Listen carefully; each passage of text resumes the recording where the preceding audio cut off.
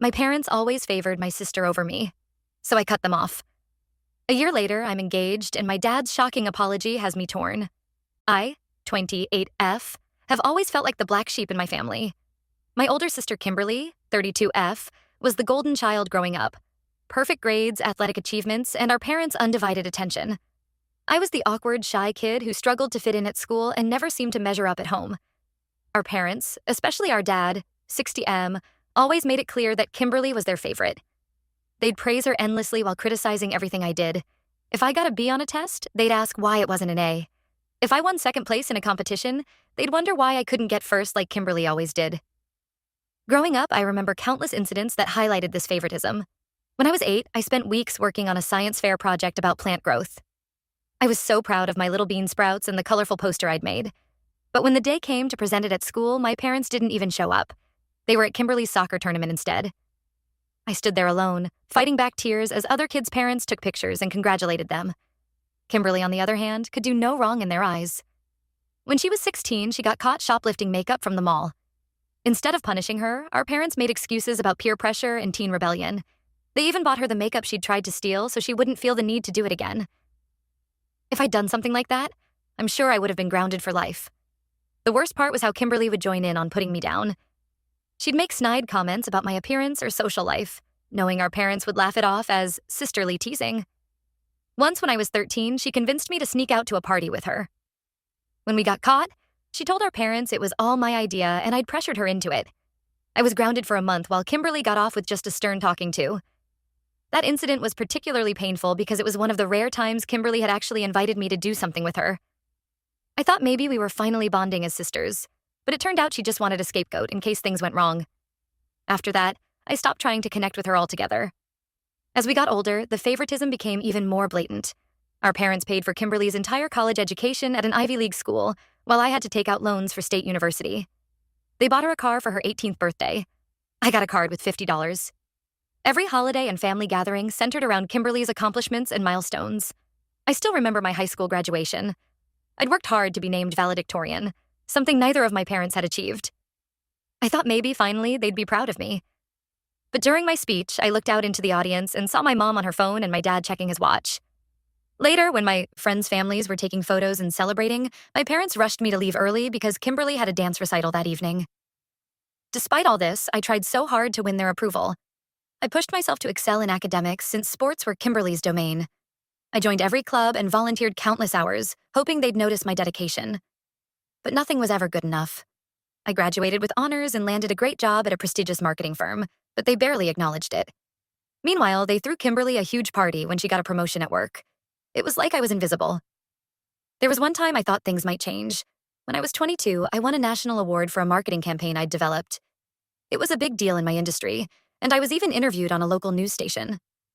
For once, my parents seemed impressed. They took me out to dinner and told me they were proud. I felt on top of the world, but the high was short-lived.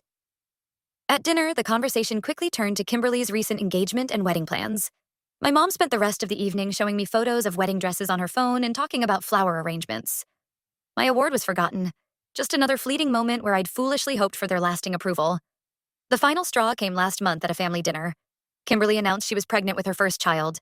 Our parents were overjoyed, fawning over her and talking about how she'd be such an amazing mother. Then my mom turned to me and said, "Well, I guess you better hurry up and find a man if you don't want to be left behind." Everyone laughed as if it was the funniest joke ever. That comment hit particularly hard because I'd recently gone through a painful breakup. I'd been dating someone for 2 years and thought he might be the one. But he ended things suddenly, saying he didn't see a future with me. I was devastated and had confided in my mom about it. For her to throw it back in my face like that, in front of everyone, felt like a betrayal. I excused myself to the bathroom and broke down crying. I realized in that moment that no matter what I did, I'd never be good enough for them. I'd always be the disappointment, the afterthought, the one they settled for when Kimberly wasn't around. All the years of trying to prove myself, of swallowing my hurt and resentment, came crashing down on me. When I came back to the table, I calmly told my family that I was done trying to earn their love and respect. I said I wouldn't be attending any more family events or speaking to them outside of absolute necessity. They seemed shocked, like they couldn't fathom why I'd feel this way. My dad even had the audacity to say I was being overdramatic and needed to learn to take a joke. Kimberly rolled her eyes and muttered something about me always trying to make everything about myself. My mom just sat there with a bewildered expression, as if she couldn't understand why her harmless comment had upset me so much. It was clear they had no idea, or didn't care, how much their behavior had hurt me over the years. I walked out and haven't spoken to any of them since, despite a barrage of calls and texts. Kimberly left me a voicemail saying I was selfish for ruining her special moment, and that I needed to apologize to everyone. My mom keeps guilting me about tearing the family apart. My dad sent a terse email saying I needed to get over myself and stop acting like a child. Their reactions only confirmed what I'd always suspected, that my feelings didn't matter to them. They were more concerned about maintaining the image of a perfect family than addressing the real issues between us. It was always about keeping up appearances, never about genuine connection or support. Part of me feels guilty and wonders if I overreacted. After all, they're the only family I have. There were good times mixed in with the bad. Family vacations, holiday traditions, inside jokes that only we share. Walking away from all of that feels daunting and lonely. But a bigger part feels relieved to finally stand up for myself after years of emotional abuse and neglect. For the first time in my life, I'm prioritizing my own well-being over their approval. It's scary, but also liberating. I'm not sure where to go from here, or if I made the right choice. The thought of never speaking to them again makes my heart ache.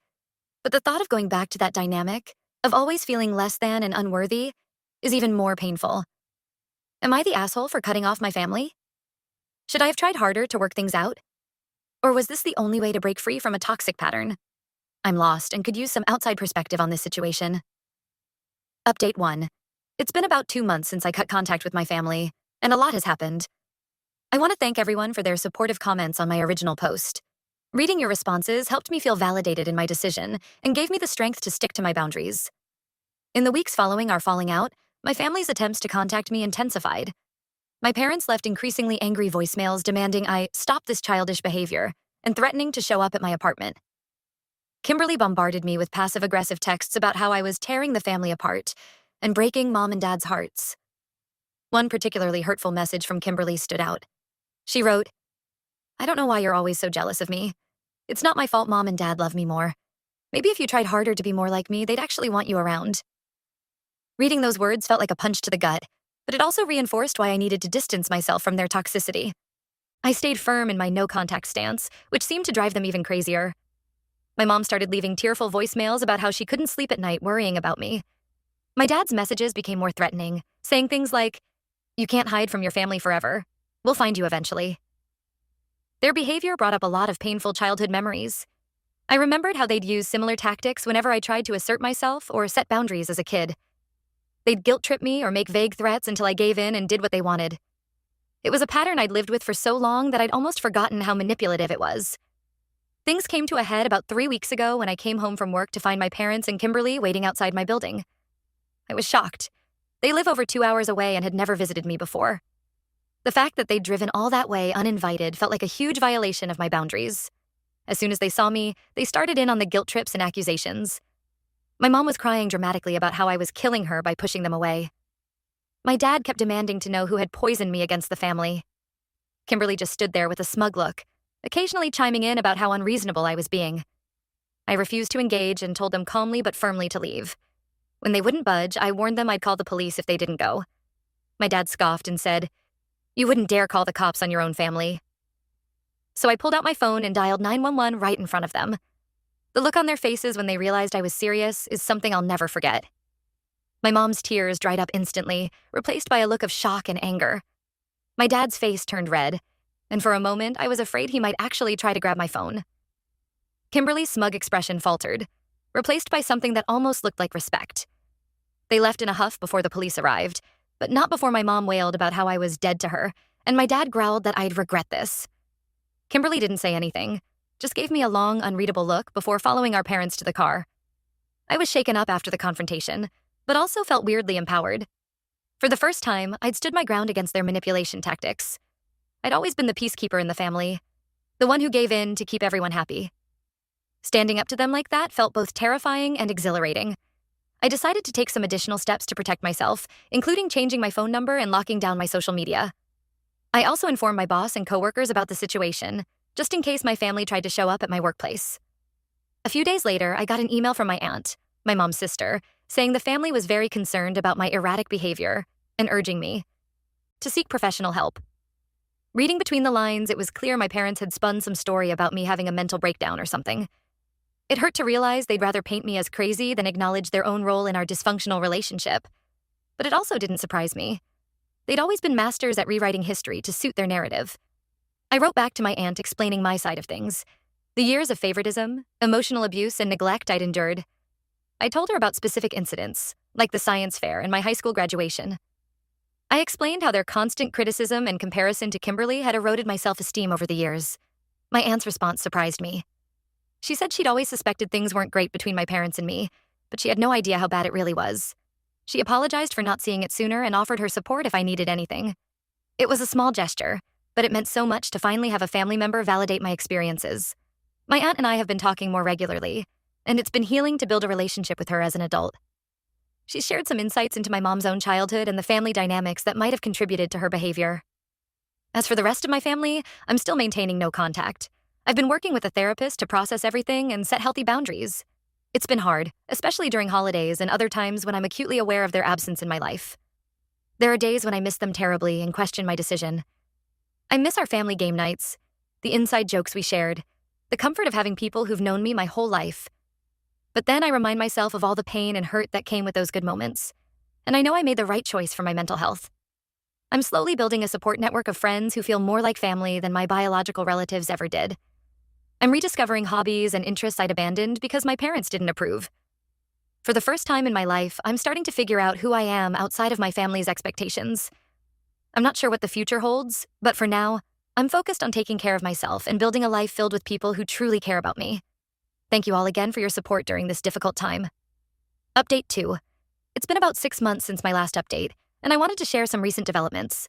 Life has been relatively quiet on the family front, which has given me space to focus on my own growth and healing. I've continued seeing my therapist regularly, which has been incredibly helpful. We've been working through a lot of the trauma and negative self-talk patterns I internalized growing up. It's a slow process, but I'm starting to feel more confident and secure in myself. One breakthrough I had in therapy was realizing how much I'd internalized my family's critical voice.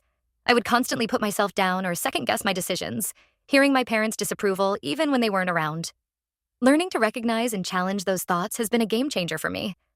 My relationship with my aunt has grown stronger. We talk on the phone every couple of weeks, and she's become a source of support I never knew I needed. She's shared some insights into my parents' behavior, including how my mom always felt insecure and competitive with her own sister, my aunt.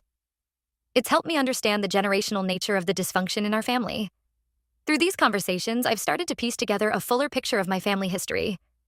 Apparently, my grandmother was also very critical and played favorites with her children. My mom was the Kimberly in her family, always trying to prove herself and win approval. It doesn't excuse her behavior towards me, but it helps explain some of the patterns. About 2 months ago, I got an unexpected email from Kimberly. The subject line was, "I'm sorry," which immediately put me on guard. The email itself was long and rambling, but the gist was that she'd been doing some self-reflection since our fallout and realized how badly she'd treated me over the years. She talked about feeling intense pressure from our parents to be perfect and how she'd taken out her own insecurities on me. She acknowledged specific incidents where she'd hurt or betrayed me, including the party incident I mentioned in my original post. Kimberly also shared some things I hadn't known before. She wrote about how jealous she'd always been of my intelligence and creativity, areas where she felt she couldn't compete. She admitted to sabotaging some of my achievements out of spite, like accidentally spilling water on an art project I was working on for a contest in high school. Reading her confessions brought up a lot of complicated emotions. On one hand, it was validating to have her finally acknowledge the hurt she'd caused. On the other, it reopened old wounds I thought had started to heal. Part of me wanted to believe her, but I was wary of getting sucked back into the family drama. I took some time to process before responding. I told Kimberly I appreciated her apology, but that I wasn't ready to resume a relationship. I explained that I needed more time and space to heal. Her response was surprisingly mature. She said she understood and respected my boundaries. She also mentioned she'd started therapy herself, which gave me a glimmer of hope that maybe she was truly trying to change. As for our parents, I haven't heard directly from them in months. However, my aunt mentioned they've been asking about me more frequently. Apparently, my mom has been hinting at wanting to reconnect, but my dad is still angry about the police incident. I'm not sure how I feel about potentially reopening communication with them. On one hand, I miss having a family. There are days when something good happens at work or in my personal life, and I instinctively want to call my mom to share the news. But then I remember all the times she dismissed or belittled my accomplishments, and the urge fades. For now, I'm taking things one day at a time and focusing on building a fulfilling life outside of my family of origin.